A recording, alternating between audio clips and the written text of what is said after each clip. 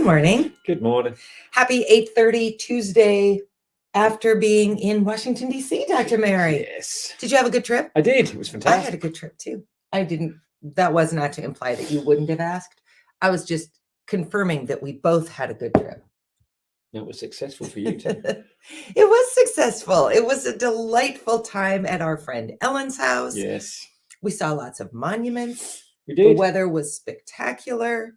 We went to the African American Museum, which is indescribable. Yeah. So really remarkable trip. And I got to host an in-person Rediscover Your Spark retreat. So it was all in all an excellent trip. And I didn't miss Daily Dose last week. Did you? No.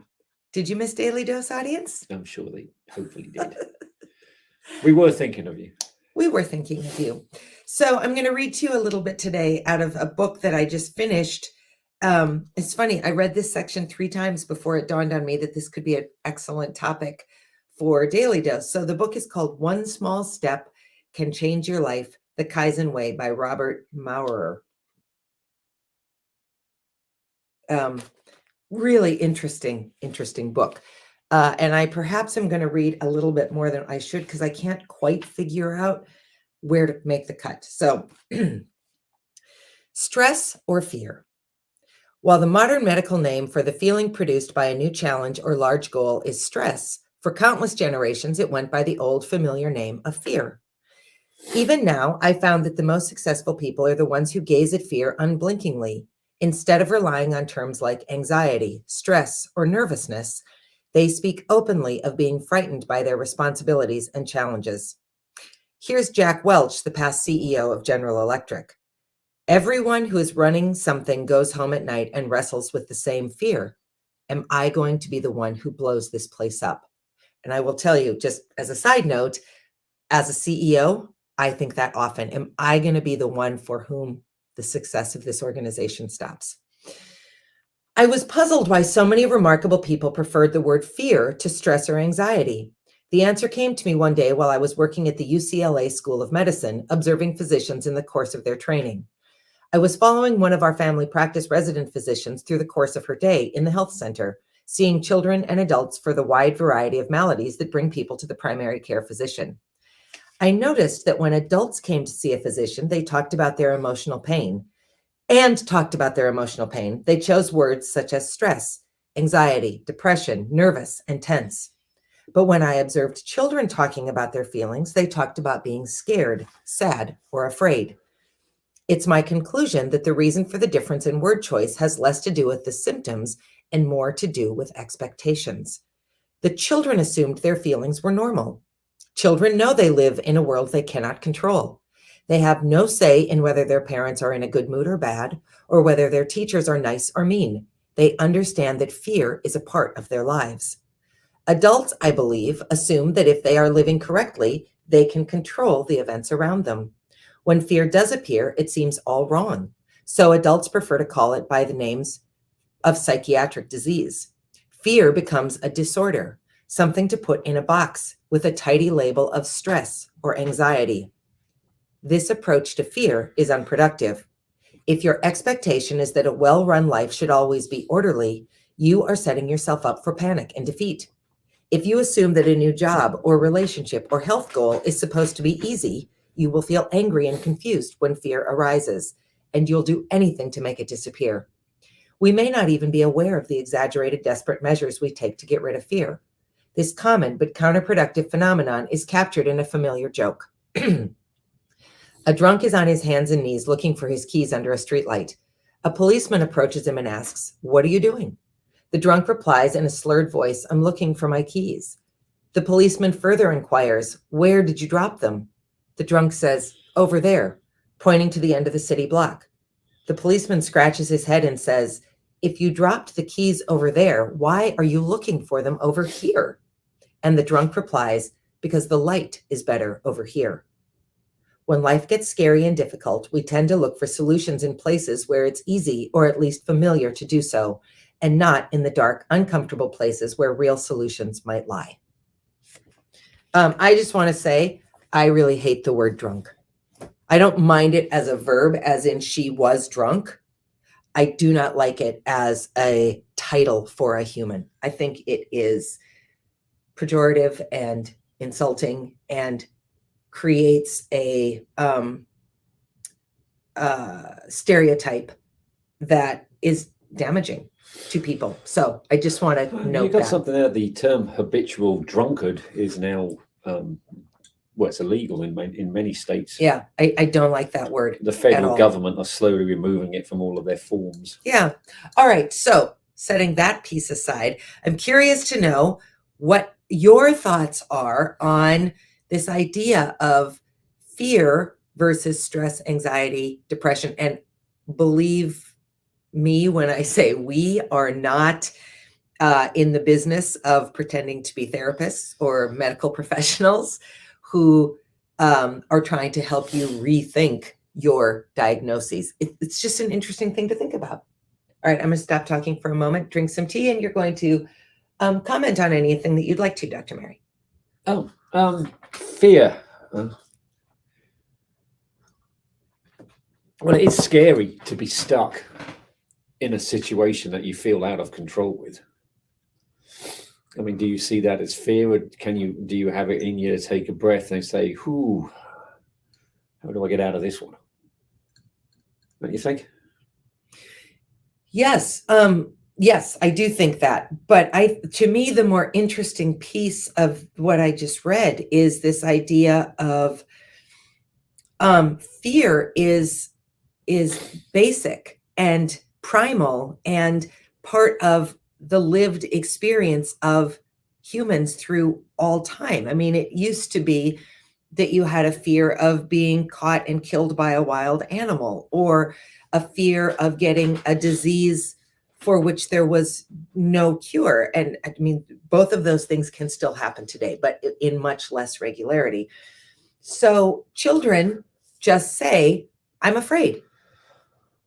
Adults have figured out, I think wrongly, that fear is a weakness, or fear is too big. So we compartmentalize it and we say, well, I have anxiety about this. I have depression about this.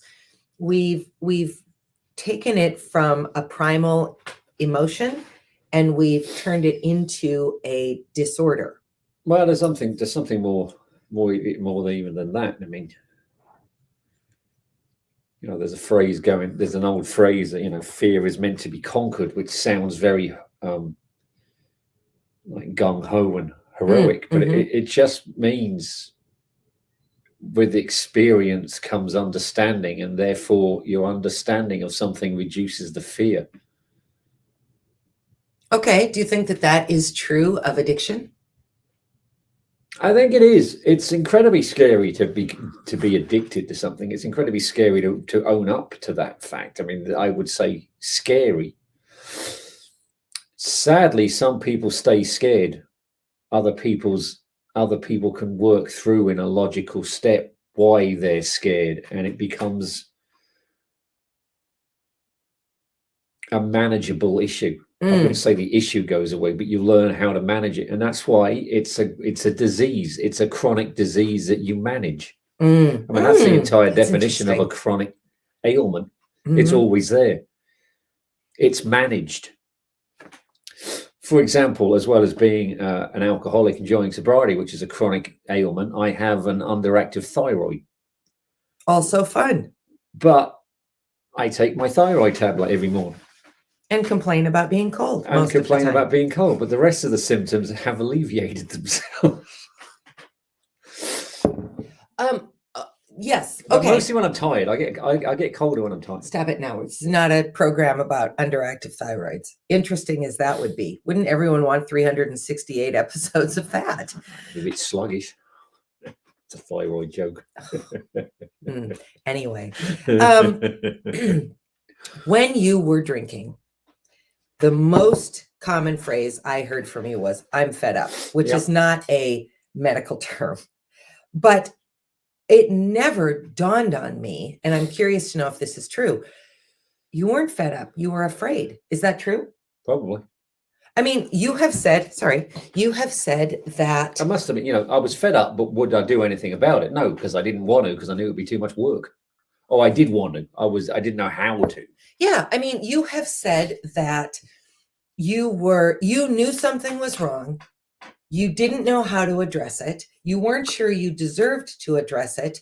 So you just kept going forward in the dark path because it seemed easier. Amazingly, it seemed easier to drink yourself to death. It was less scary, actually. It was less scary. Oh, we've got a comment. Let me put it up. I haven't read it yet. I think children can say they're afraid because just by virtue of being children, there's nothing they can do about their fear. Yes. Adults are expected to do something about their state of mind. So to say, I am afraid makes you look inactive. So you assign it to a word that can be treated, anxiety, depression, etc. Just my thoughts. I think that's really interesting. And this is from Jane. Most definitely there is fear and addiction. You've lost your control in all aspects of your life. I agree you manage this disease, and by managing it, you gain your control and confidence back. Absolutely. Two important things to think about. I mean, if I have a moment in my life where I start to, as my friend Nikki says, spiral right out of control, which I can do. Yeah, we all can do that. But some of us are more tightly wound and spiral, perhaps a bit faster than others. I can recognize that what's happening is I'm afraid of the moment, or I'm frustrated, or I'm angry. But anger is also not an emotion that we really allow adults to have. Most people are afraid of anger because it feels out of control. They're afraid to be angry. They're afraid to have anger come at them. I happen to believe there is value in managed anger. There's not value in out of control anger. But because I grew up in a household where my anger was often seen as uncomfortable because I have a very fast trigger, I never really got to be angry. I always had to manage it. And so it lives inside of me. I mean, even as I'm talking about it, I can feel my stomach knotting up. And what's fascinating is that the same person who never really let me be angry also says to me on a somewhat regular basis, unmanaged angst can cause cancer. Yeah, that's not me, by the way. So, I think there's a place to have these primal emotions, to be angry, to be afraid, to be scared, to be unhappy or sad. But adults are told that those are maybe too basic. I have a theory that has no base whatsoever. I've got no evidence for this whatsoever. Shocking, considering what I do for a living. But I think... Is it about plants? No. Oh, okay. I think a lot of people really are bad at giving advice to someone about this. And I think it's because any fear of anything, an irrational fear of something, or someone's spiraling because they can't get a grip on something, which if they, everyone knows, take a breath. Don't listen to anyone that tells you to calm down. That does no good. They're afraid of it themselves. And actually, I'm going to use the word afraid. People are afraid. That's why this country is in such a bad situation with mental health. We're all afraid of it. We don't know how to deal with it, and not because we don't understand medicine or stress triggers or anything like that, because I think we are all afraid of suffering it ourselves. A lot of people think it's contagious.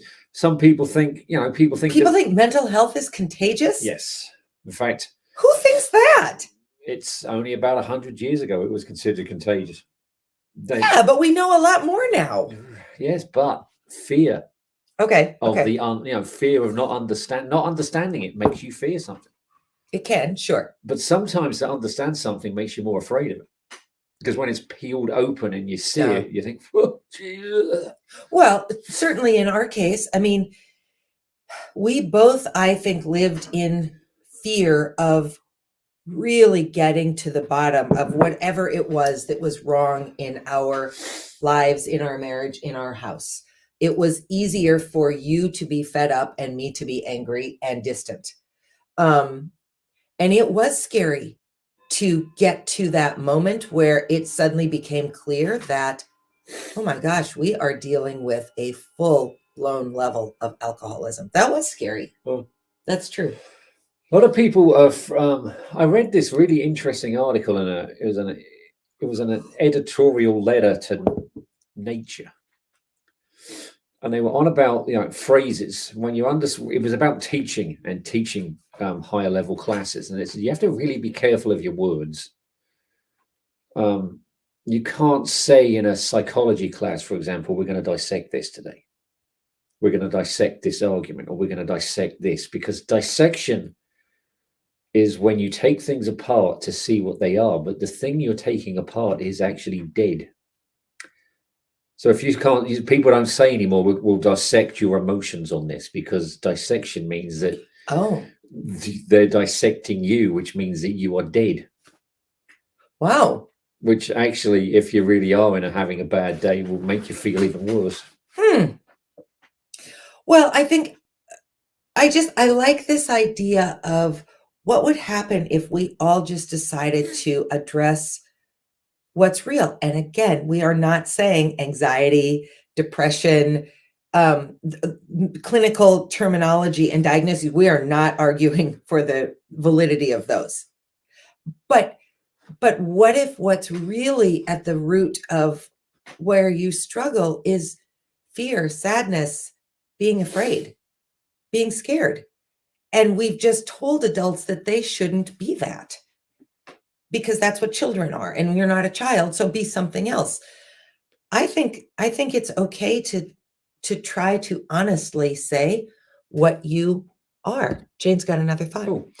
I believe all emotions are valid and important. I grew up not being allowed to feel that way. This has carried through into my adult life. Only now do I recognize the importance of having to deal with a variety of emotions, and I choose to stand up or eliminate this toxicity in my life.